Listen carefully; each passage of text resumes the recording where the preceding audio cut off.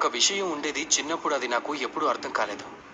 నేను ఎప్పుడు ఆశ్చర్యంగా ఉండేవాణ్ణి, ఇలా ఎలా అవుతుంది అనుకునేవాణ్ణి. విషయం ఏమిటంటే, నేను మా గోవులను చూసేవాణ్ణి. వేరువేరు రంగులు రూపాల గోవులుండేవి. ఒకదాని రంగు నలుపు, మరో దాని రంగు తెలుపు. ఇంకో దానిది గోధుమ రంగు, మరో దానిది తామర రంగు. అప్పుడు నేను చూసేవాణ్ణి, కొన్నిటి కొమ్ములు పెద్దవి, మరికొన్నిటికి ఎంతో చిన్నవి, అవి కనపడేవి కూడా కాదు. ఒక గోవు ఆకారంలో చిన్నగా ఉండేది, మరొకటి కొంచెం పెద్దగా ఉండేది. కానీ ఎప్పుడైతే ఈ గోవులన్నీ పాలిచ్చేవో అప్పుడు నేను చూశాను, అన్నీ సమానంగా ఉండేవి. రంగు సమానం, రుచి సమానం, గుణం సమానం, పౌష్టికాలు కూడా సమానమే.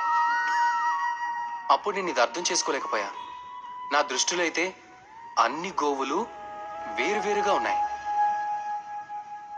నేను ఆలోచించాను అమ్మని అడుగుదామని. నేను అమ్మని అడిగాను కూడా. అమ్మ నాతో చెప్పింది, కన్నయ్య,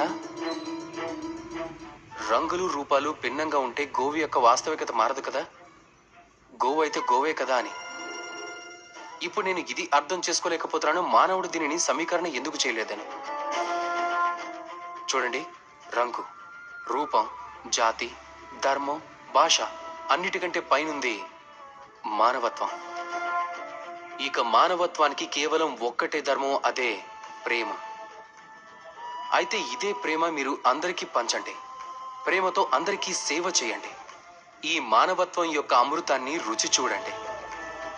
అప్పుడు మీరే తెలుసుకుంటారు, మనం అందరం వేరువేరు కాదు, మనం అందరం ఒక్కటే అని.